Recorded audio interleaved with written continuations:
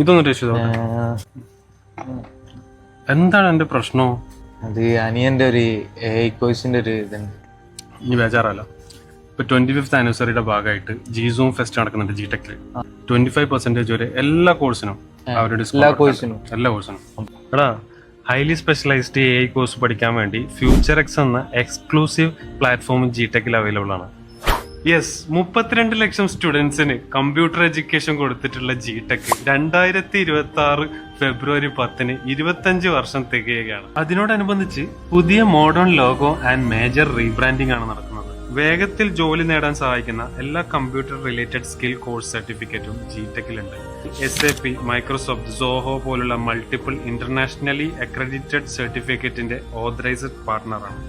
Contact GTech Education now or visit your nearest GTech institution.